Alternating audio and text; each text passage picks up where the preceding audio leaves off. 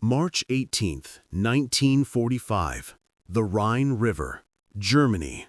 At 2:47 in the morning, a convoy of American trucks rolled through the darkness toward one of the most dangerous stretches of water in Europe. Inside those canvas-covered vehicles weren't artillery shells or ammunition. They carried something far more unusual: rubber tanks, inflatable jeeps, and the tools of theatrical deception.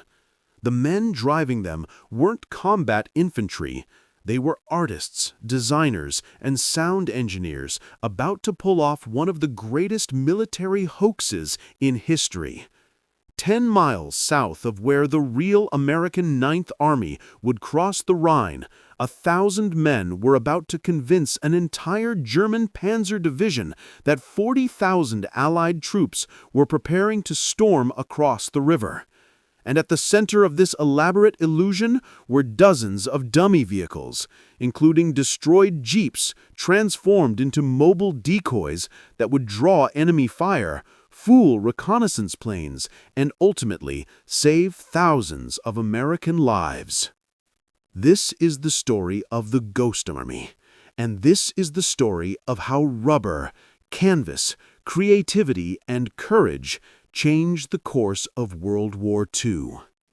In January 1944, deep in the planning rooms of Allied headquarters, American military strategists faced a brutal reality. Every river crossing, every assault, every advance across Europe was costing thousands of lives.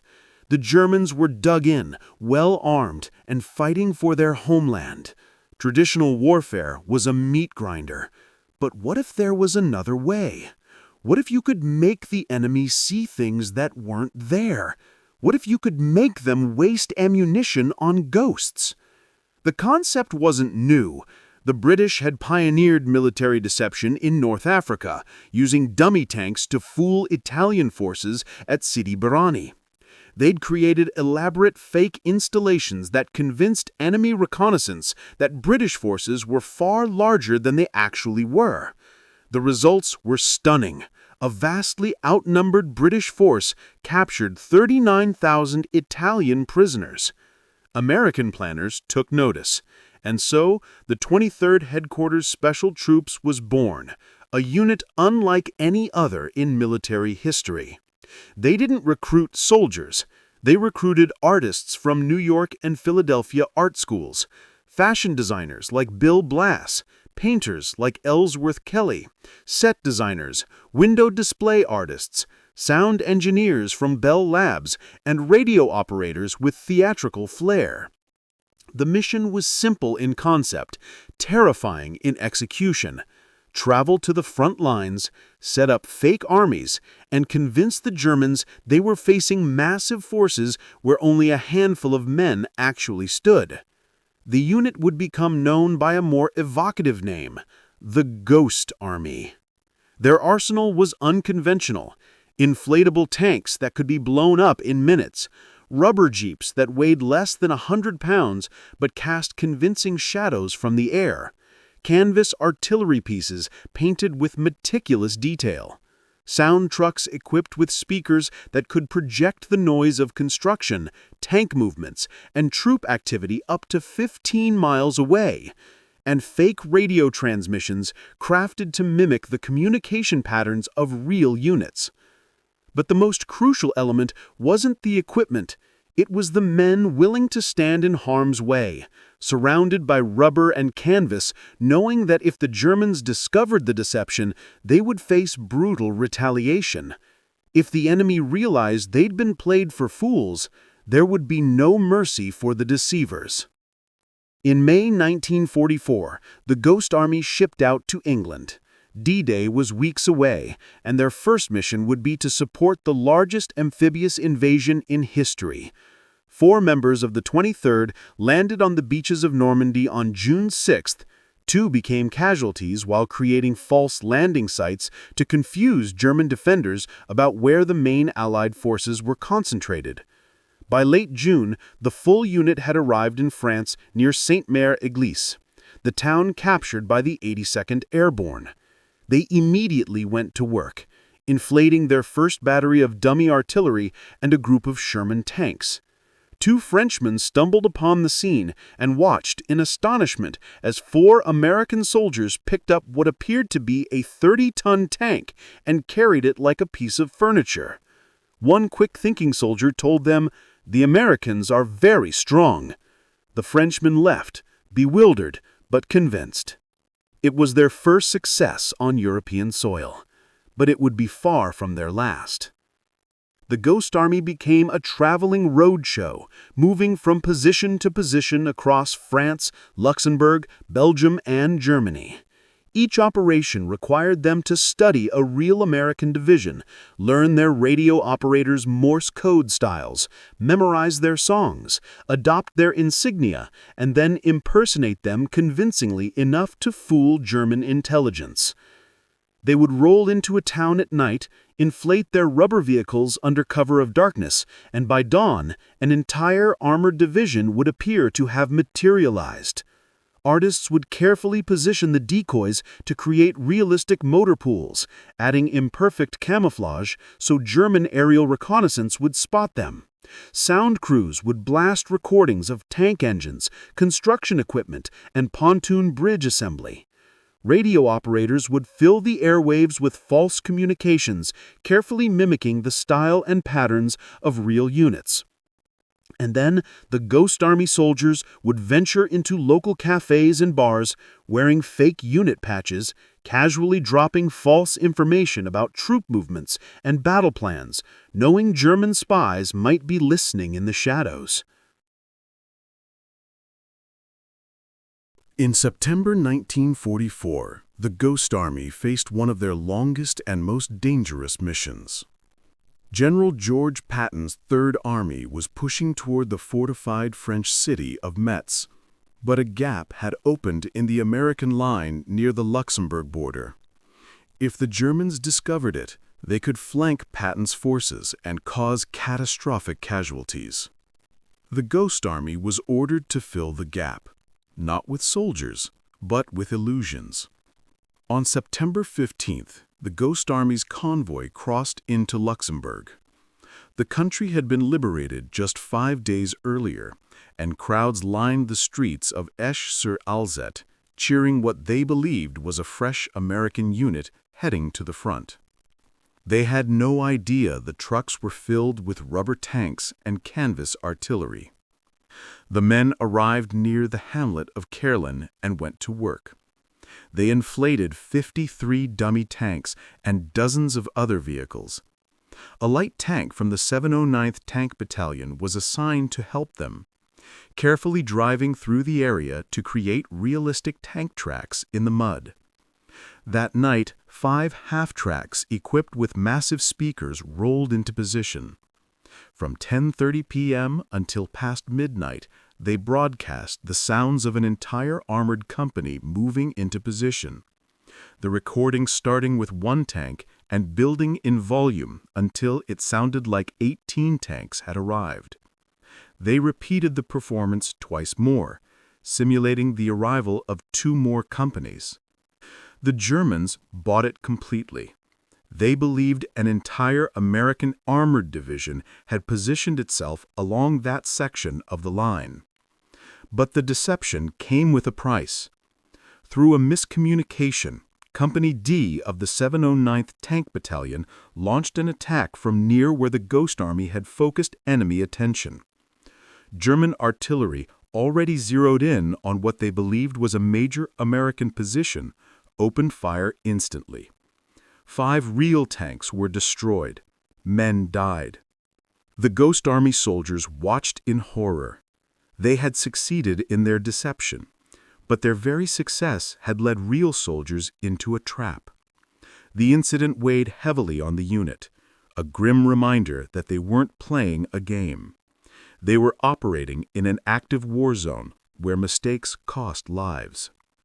For 8 days, the Ghost Army held that position, the longest they would maintain any single deception. Every night, they repaired dummy vehicles damaged by German shelling. Every day, they watched the tree line, knowing German patrols could stumble upon them at any moment and discover the entire position was fake.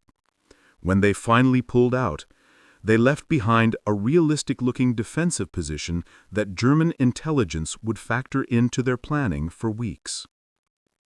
By March 1945, the war was entering its final phase.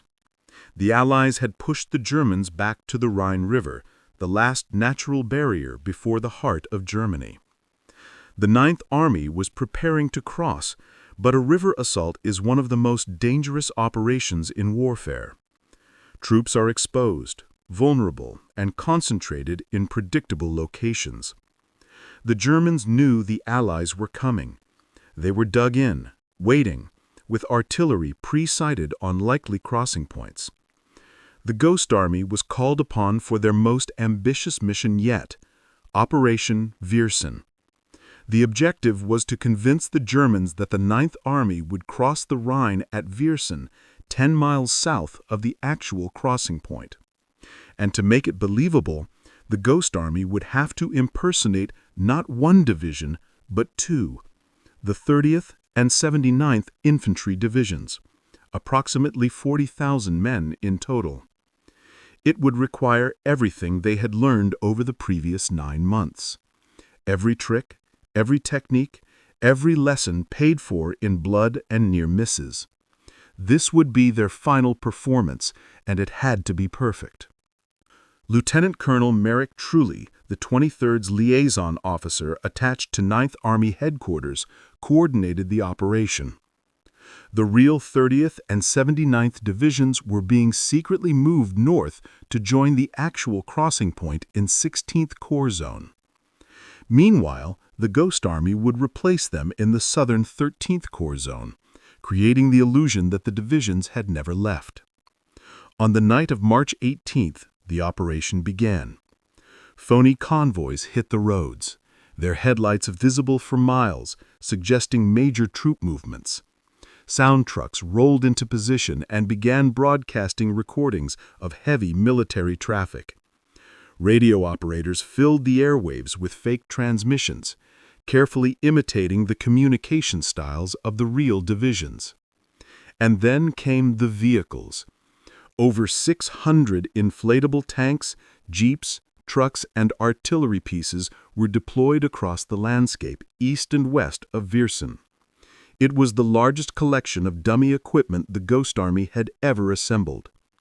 Each piece was positioned with care, creating realistic motor pools, bivouac areas, and artillery emplacements. Artists added authentic details, painting on unit markings and adding slight imperfections to the camouflage so German aerial reconnaissance would spot them. 5 liaison planes were also added to the tableau. From thousands of feet in the air, the Ghost Army's installations looked indistinguishable from real military positions. Aerial photographs taken later would show remarkably authentic layouts. But visual deception was only part of the operation. The sound crews worked around the clock. At night, they broadcast recordings of trucks and tanks moving into position. During the day, they played sounds of heavy construction, the hammering and sawing that would accompany the assembly of pontoon bridging equipment. Real bridging units were attached to the 23rd and assembled actual bridge sections near the riverbank to add credibility to the illusion. The Ghost Army even simulated artillery fire, using flash canisters that produced brief, bright flashes in the darkness, mimicking the muzzle blast of howitzers and field guns firing at German positions. The Germans responded exactly as hoped for. Their artillery opened up, pouring shells into the Ghost Army's positions. But the only casualties were rubber tanks and canvas jeeps. The crews scurried around under fire, patching holes, reinflating damaged decoys, maintaining the illusion even as explosions tore through their fake installations. Meanwhile, miles to the north, the real 30th and 79th Divisions quietly moved into position. On the night of March 23rd, they launched their assault across the Rhine. They met disorganized resistance. The Germans had moved significant forces south to counter what they believed was a major crossing attempt at Viersen. Casualties were astonishingly light. The deception had worked perfectly. Intelligence reports captured after the crossing confirmed that German commanders had been completely fooled. A German overlay of American positions seized from enemy headquarters showed the 79th Division exactly where the Ghost Army had placed it, and had lost track of the 30th Division entirely. German commanders had expected the main Allied effort to come at Viersen, with only a minor crossing further north. Operation Viersen was the Ghost Army's masterpiece. The 9th Army commander, General William Simpson, issued a commendation praising the operation's success. The 30th Division's G2 intelligence officer stated that the attack had come as a complete surprise to the enemy, with the consequent saving of American lives. The Ghost Army had fulfilled its mission. 1,000 artists and actors, armed with rubber and imagination, had convinced an entire Panzer army to defend the wrong section of the Rhine River.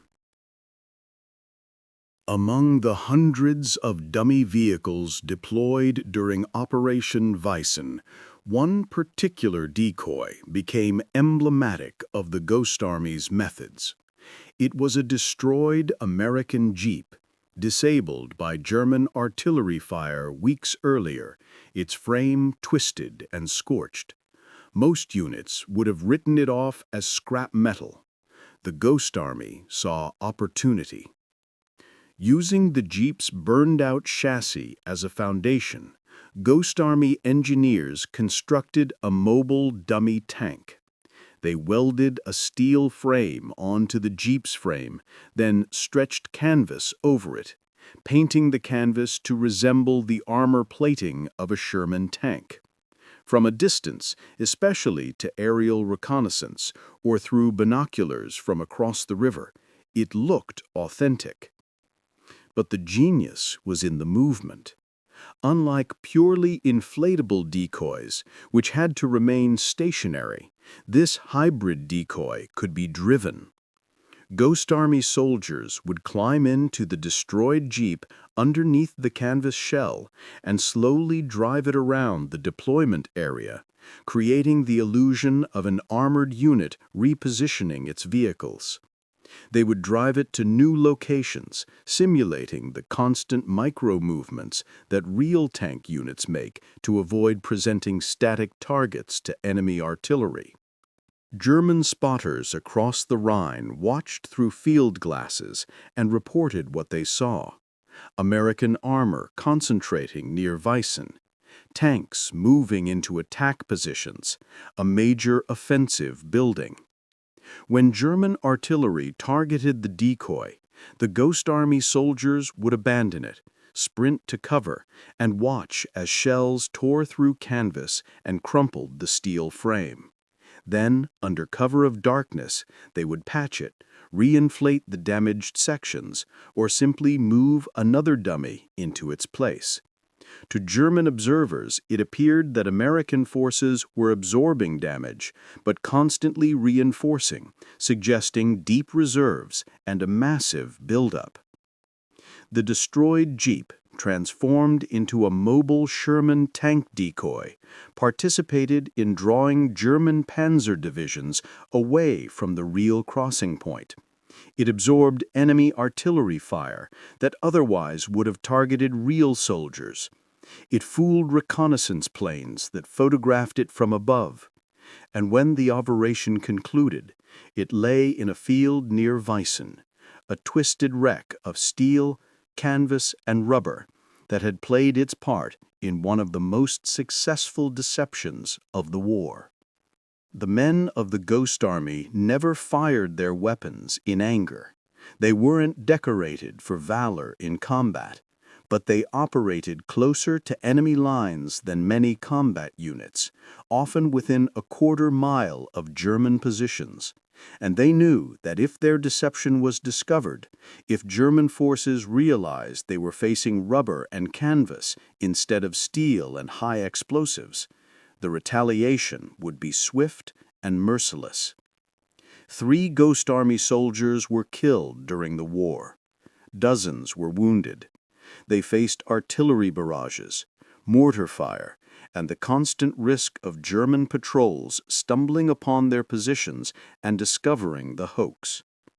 Between June 1944 and March 1945, the Ghost Army conducted more than 20 major deception operations across France, Luxembourg, Belgium, Germany, and Italy.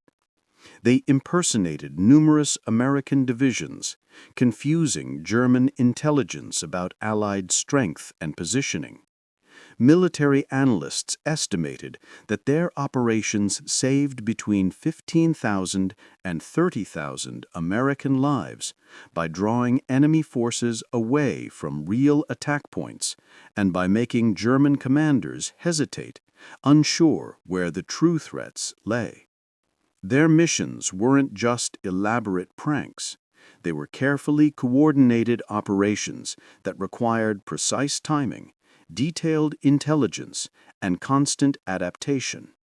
They studied how real units operated, how tank formations moved, how artillery batteries positioned themselves.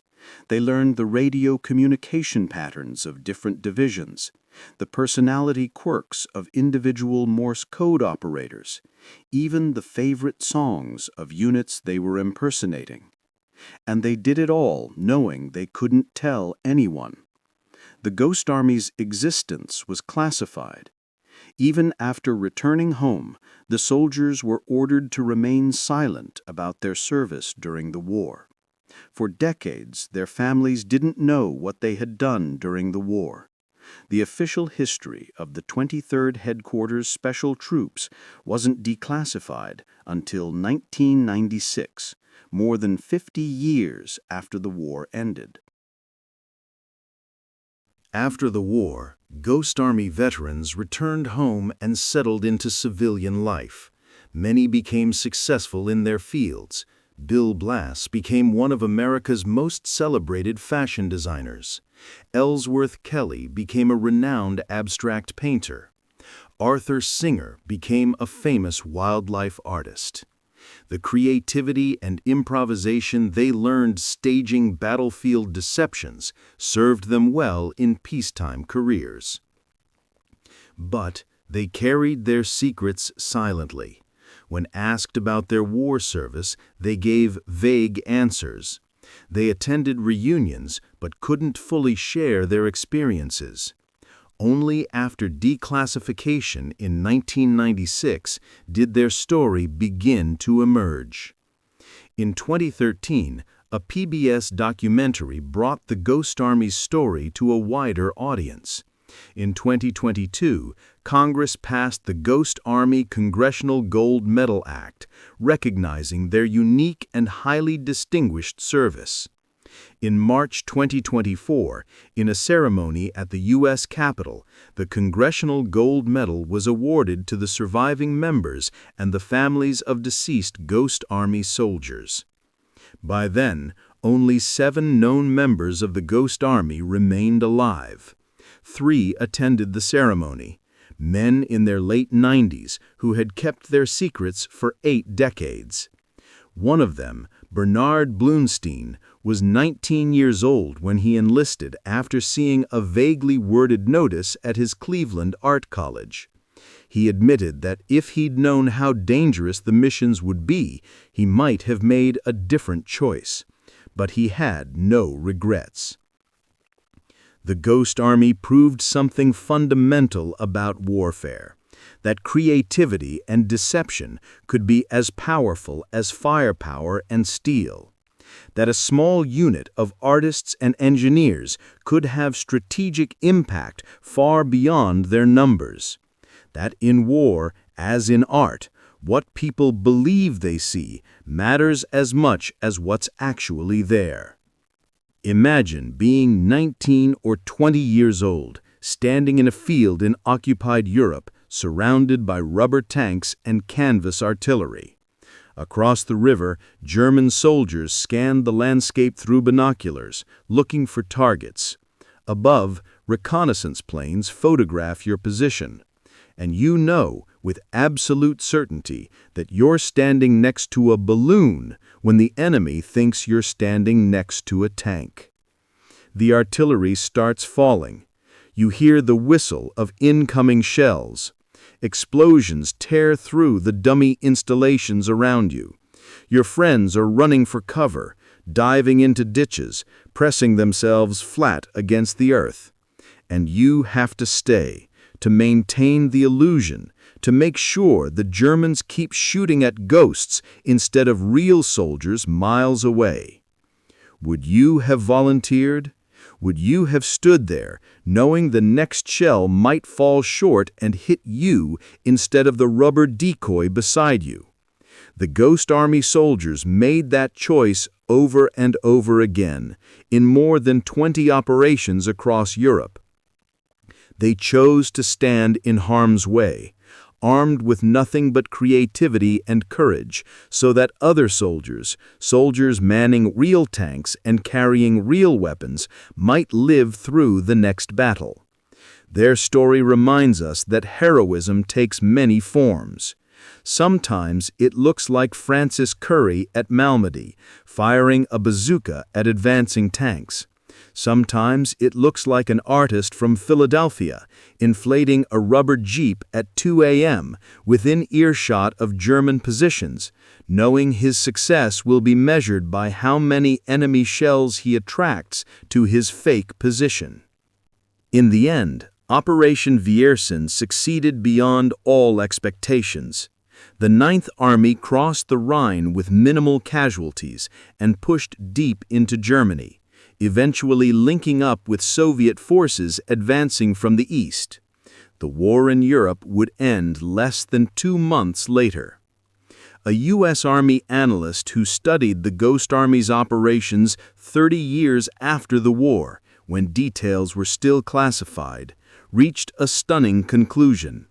Rarely, if ever, has there been a group of such few men which had so great an influence on the outcome of a major military campaign. That influence was built on rubber tanks and canvas jeeps, on recorded sounds and fake radio transmissions, on artists who became soldiers and soldiers who became actors.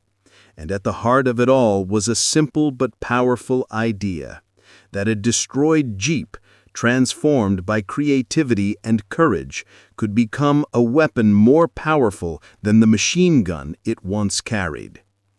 The Ghost Army's dummy vehicles didn't fire a single shot. They couldn't, but they drew enemy fire away from real soldiers, confused enemy intelligence, and helped win a war. That destroyed jeep, patched together with steel and canvas, fooled an entire Panzer division and helped save thousands of American lives. Sometimes the quietest weapons make the loudest difference. Sometimes the smallest deceptions shape the greatest victories. And sometimes 1,000 artists armed with rubber and imagination can change the course of history. What shocked you most about the Ghost Army's story? Could you have stood in that field, surrounded by balloons shaped like tanks, while real artillery rained down around you? Let us know in the comments, because sometimes the bravest thing you can do is stand still when everything in you wants to run. And sometimes the most powerful weapon isn't the one that fires, but the one that makes the enemy fire at shadows, while real soldiers advance through the darkness, unseen and unopposed, toward victory.